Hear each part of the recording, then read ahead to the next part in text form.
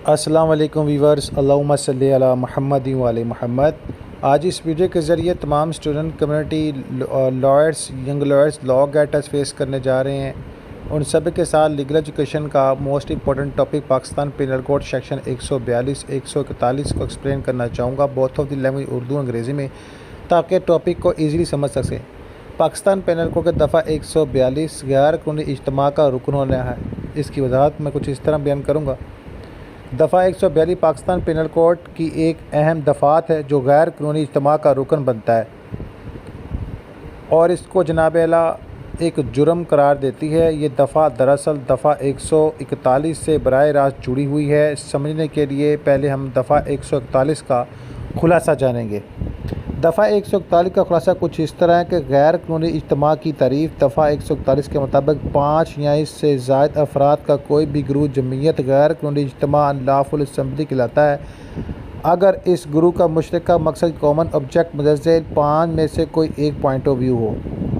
Point number 1, ज़बरदस्ती किसी जुर्म का इर्तिकाब करना, किसी को तशद्दुद या धमकी के ज़रिए कोई गैर कानूनी काम करने पर मजबूर करना, जायदाद पर नाजायज़ कब्ज़ा करना, किसी ज़मीन, घर या जायदाद पर ज़बरदस्ती कब्ज़ा करना या ऐसे रोकना, कानूनी अमल में रुकावट डालना, किसी कानूनी तरीक़ाकार जैसे किसी को गिरफ़्तार करना या किसी जायदाद को ज़ब्त करने के हवाले से, या किसी को तशद्दुद से रोकना या नाकाम बनाना।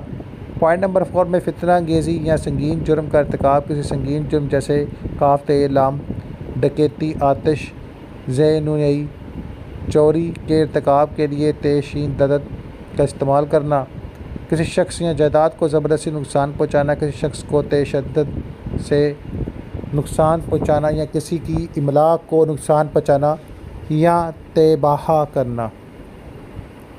अब यहाँ पर जो कमेंटमेंट आ गई वो तमाम तर डिटेल मैंने शेयर कर दी है, जो भी सीरियस कमिटमेंट के हवाले से है। अब दफ़ा 142 के मुताबिक इसकी वजाहत को एक्सप्लेन करना चाहूँगा। गैर कानूनी इज्तिमा का रुकन होना, जो शख्स कोई भी फ़र्द या जो जानता हो, इसे मालूम हो या इसके मालूमात हो कि वो ये इज्तिमा गैर कानूनी है, वो इज्तिमाई जिसमें वो शामिल है या शामिल हो रहा है, या दफ़ा 141 के तारीफ़ के मुताबिक गैर कानूनी इज्तिमा है, यानी इसका मुश्तरका मकसद ऊपर दी गई 5 में से कोई एक पॉइंट ऑफ व्यू पर मबनी है, फिर भी इसका रुकन बने या रुकन रहे, ऐसे इज्तिमा में जानबूझकर शामिल हो या शामिल रहे, वो शख्स मुजरिम होगा। ऐसा करने वाला शख्स इस जुर्म का मरतकब होगा। देखिए, एक तो होता है ना नहीं पता, जो नहीं पता होता है, क्योंकि सम ऑफ टाइम की ग्रुप्स जमीयत जो होती हैं अक्सर वो कहते हैं ना हाथी के दांत दिखाने के और खाने के, और फिर सम ऑफ टाइम जब रियलिटी वो फेस करता है, वो इस ग्रुप को लीव कर देता है। तब तक जो कानून नाफज करने वाले दायरे हरकत में आ चुके होते हैं, दैन इसके लिए ये जो एक पॉइंट ऑफ व्यू होता है, इसकी यहाँ पर नीयत देखनी होती है कि नीयत क्या थी। आया कि कोई वो इस तरह की एक्टिविटीज़ में शामिल था, बैकग्राउंड में इंफ्रारेड लीड में था या नहीं था, फिर इसकी नीयत और इसका किरदार पर बात आ जाती है।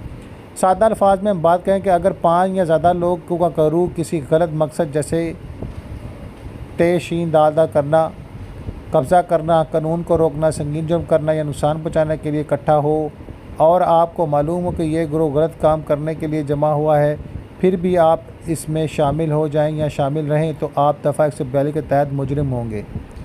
जो शख्स दफ़ा 142 के तहत मुजरिम करार पाया गया, इसे कैद की सज़ा हो सकती है। कैद की ज़्यादा से ज़्यादा मुद्दत 6 माह हो सकती है।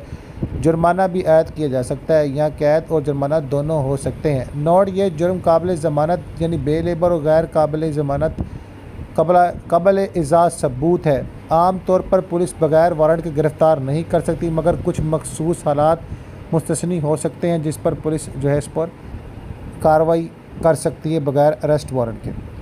अब इसके कुलियाती निकात को जानना ज़रूरी है। आप जनाब आला सिर्फ इज्तिमाई में मौजूद होना काफ़ी नहीं, ये साबित होना चाहिए कि आप जानते थे कि ये इज्तिमा गैर कानूनी है, इसका मुश्तरका मकसद गैर कानूनी है। पॉइंट नंबर 2, मकसद का तयन। इज्तिमा का मुश्तरका मकसद क्या था, ये फ़ैसला वाक़यात और हालात की बुनियाद पर किया जाता है। पॉइंट नंबर 3, दफ़ा 141 से गहरा ताल्लुक़। दफ़ा 142 का इतलाक़ सिर्फ इसी सूरत होता है जब इज्तिमाई पहले से दफ़ा 141 की तारीफ़ पर पूरा उतर रहा हो या उतर चुका हो। पॉइंट नंबर 4, पुलिस के साथ इस्तेमाल या दफ़ा अक्सर पुलिस के ख़िलाफ़ मज़म्मत। पाकिस्तान पिनल कोड 186 या अवाम के अमन को ख़राब करने, दफ़ा 147 या 147 PPC जैसे दीगर जराइम के साथ मिलकर लगाई जाती है। अब इसके की पॉइंट्स मैंने शेयर कर दिए हैं, बाकी इसका पर्पस के हवाले से और दीगर फैक्ट्स के हवाले से जो भी रियासत के अमन व अमान के हवाले से मोस्ट इम्पॉर्टेंट जो फैक्ट हैं वो जनाब दफ़ा 141 से साबित होते हैं और 142 के मुताबिक इनको पनिश किया जाता है।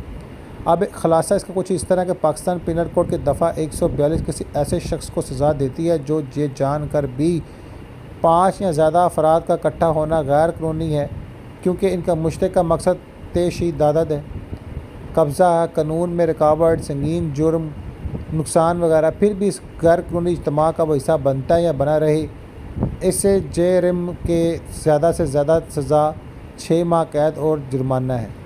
याद रखिएगा, कभी किसी ग्रुप को ऐसे बगैर इंक्वायरी के ज्वाइन ना करें, इंक्वायरी लाजमी करें और प्रैक्टिकल जो भी आप कर रहे हैं वो देख लें कि कानून के ज़मरे में तो नहीं आता। बाद अज़ां फिर जो है आपको सोचने का मौका नहीं मिलेगा। अल्लाहुम्मा सल्ली अला मुहम्मद व आले मुहम्मद।